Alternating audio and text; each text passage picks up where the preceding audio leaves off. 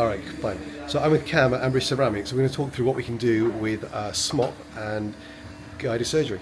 Okay, so this is our SMoP interface that we've got here, and it's as simple as opening a new case, open our CBCT folder, open that up, and then we've now got our CBCT data. We'll have to save the case. So with this, you've done all the planning. The dentist just sent you the CBCT, where they want the implant, and you've done all the heavy lifting. So it'll be provided with the CT information and the implant system, platform size, etc., etc. So we're just entering all the data in here. So it's demo, except it's the upper jaw. Click OK. And you can share all this with the dentist online. They've got a copy of SMoP. Correct. So we'll provide a license to the dentist where it gives them a cloud-based platform where they can access any of their cases at any time, make any additions, edits, just basic liaisons as a platform to chat, everything like that. So it's pretty good.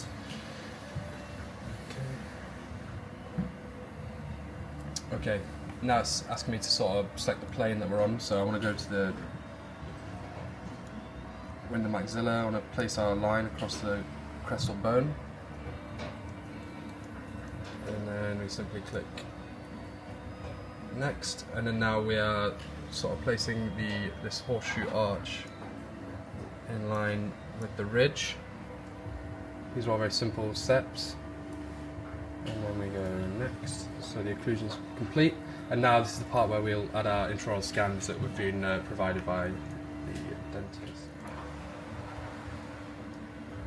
There we go, so we've now got our pre-op, and then it's just a simple case of lining it.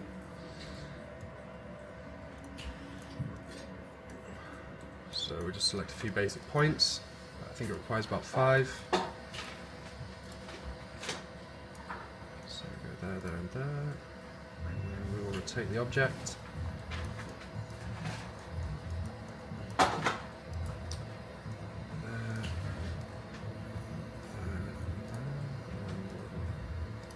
We'll match that and see what that looks like.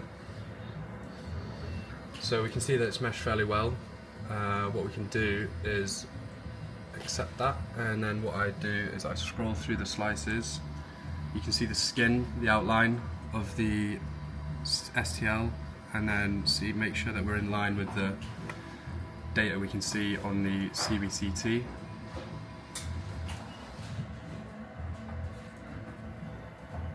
And again, the dentist has got the flexibility to do this themselves. Yes. But while they're getting used to software, you can help do this for them. Of course. And then we move on to the next step, where we'll add our wax up. Now this is a wax up that I've already made in 3 shape. Let me just figure out where it is. And then this will automatically align. So now we've got a wax up tooth in there.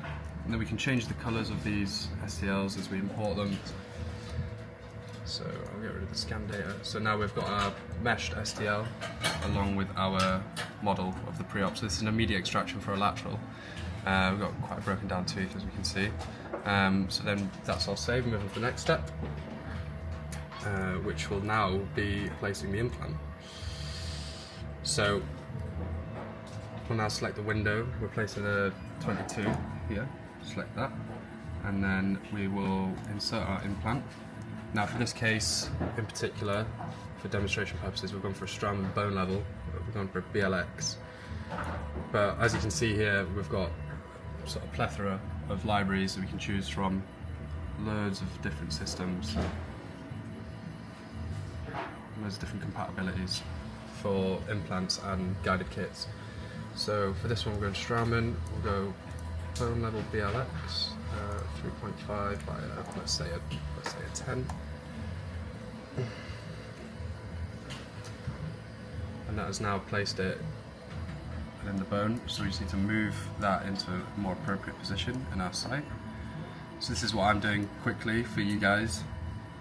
Let me just move that.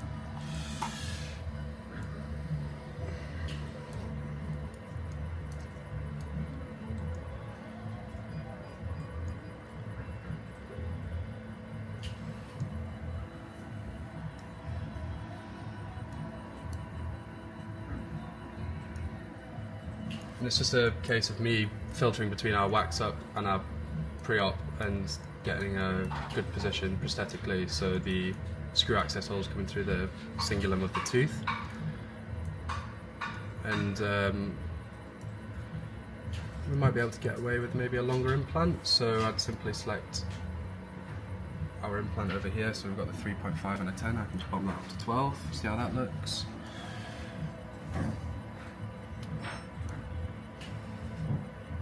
Scrolling through the slices, ensuring we're in the bone and making sure the labial and palatal bone isn't too thin after we've placed our implant. So yeah, so then that's the premise of me placing the implant. As you can see, it's very quick and easy. I will then save that case, and then simply on the network, on the platform, I will then go ahead and sort of share that with you guys, and then you will have a look, make sure you're happy with the position, make any simple little adjustments, and then save it. So from here, once our position has been approved, we can then select a scan post on the top. So obviously we've got the Medentika ones that are provided by Medentika, and then we've got the Straumann scan post Cares ones. So what we can do is we can select that, and then if we just get rid of our wax up, get rid of our abutment access, we can pull the scan body in situ there, get rid of the sleeve. So now we have a scan body position for our, what we can now begin to fabricate our immediate temporary. So this has all been approved, you're happy with the plan. I simply export the guide, which has been designed, and then I get this scan body position. So I was confused with this earlier. So this is like a virtual scan body. The patient hasn't been scanned with that. You've placed it because Correct. you know where the implant's going to go, because it's going to go via a guide. Correct. Yeah. So this is a fully guided guide using the Straumann T sleeve, which is we've got here. So this is the guide that we produced through SMoP. And that's the Peak T sleeve in particular, just for this case. But obviously, as we spoke about before, there's loads of different kits and systems we can use.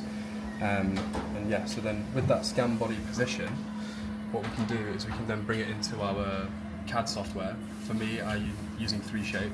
So this is our scan body position that we had from earlier. And then from here, we just follow the steps. And for this case, due to angulation of what we needed for the screw channel and what the bone allowed us, we've actually had to use a Straumann Vario base with an angled screw channel there, which we can see represented on screen, which is there. And then with that, the whole purpose is we've pulled in our wax up, which we've already done. So this is our wax up, which we'd done previously before we planned the case. And then the beauty of this part is that we can now develop an emergence profile, which will give us our ideal soft tissue emergence for when we come to fabricate the final prosthetic crown. So from there, we then click next, because this is done it earlier. Got our crown. So now this would be our crown, which we'll see on top of our angled screw channel Vario base. So from implant placement to then screwing this in, we're looking at about, from what I've heard, especially with this case in particular that we did with a client, they managed to have the patient in and out within an hour. So that really worked well for them. So you've 3D printed a temporary here, Yes. and this is before you've tweaked it. Mm-hmm. So the dentist will receive the guide, the abutment. The abutment. This would be finished in cement. So this is all very raw. So we've got our guide that's just come out of the printer. We've popped our little sleeve in.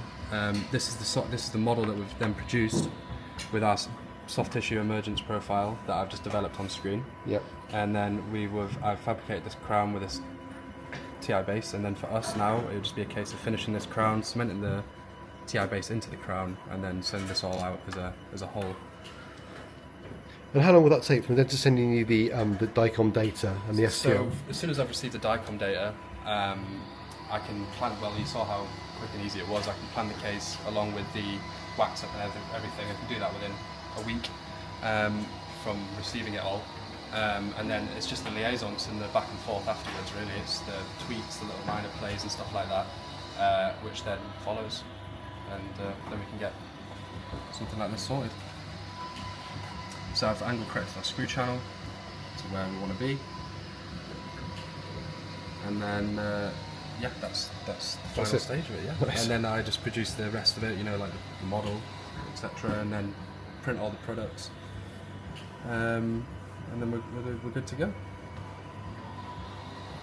So obviously with SMoP, the dentists can do all of it themselves if they want to. They can Correct. buy their own 3D printer, but let's have a quick look at some of your 3D printers to see the difference between the stuff we can buy on Amazon for £300 and the stuff that the pros are using. Yeah. So Cameron, show me this new Yeah. 3D printer. So we've got the well, that was the Stratasys DentaJet J5, which we've produced our SMoP guide from there. And the good thing is with this printer that we've got now is it's a polyjet printer, so we can then produce models which will come out looking like this,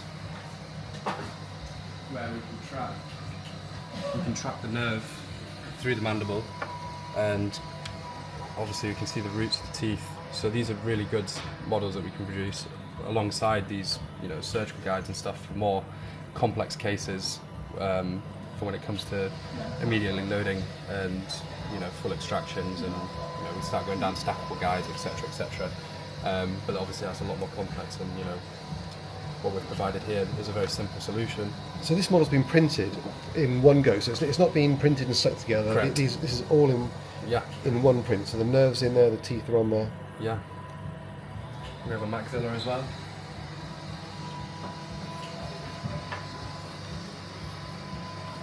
Which obviously we can start seeing where the sinus is and how thick the bone may be, if you wanted to carry out a sinus lift. Yeah, that's pretty special, isn't it? It's pretty cool.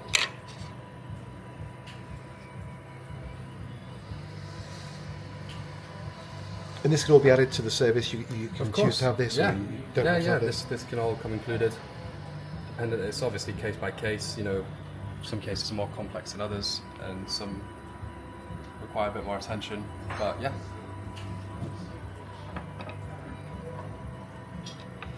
For this case in particular, we received the scan on the 27th of June, and then with implant placed, patient was in the chair no longer than 40 minutes, and then they've sent them away, and they've now come back on the 17th of October, and we have now started fabricating the final crown, and we can see this is the final crown. Well, this is our temporary that we've just shown on screen. This is it in situ, and what we're really looking for here is, if we just remove this scan, is the really nice emergence profile that we have. That's a scan body scan for the final. We can see the nice emergence profile that has been developed from our temporary, which is So now that's what STL the dentist has sent you. yeah, for the final Okay. crown. Yeah, yeah. So that's our temporary in situ. After the fully guided placement, that's our soft tissue that we've nicely developed for our final crown, and then the dentist has taken an additional pickup for us to obviously create this new model to help us fabricate the final. So yeah, and we will simply copy this, design a nice custom abutment inside with a lot of surface area, so we get a nice bond strength. So And all that accuracy, and the yeah. patient's had 1 hour of chair time. Yeah. Or under 1 hour of chair time. Yeah, from implant placement, yeah. So the patients just come back for the review, temporary off, scan body in, and then temporary back in, send them away for 2 weeks while we fabricate the final, and then they'll have the nice final crown fitted. That's it. Perfect.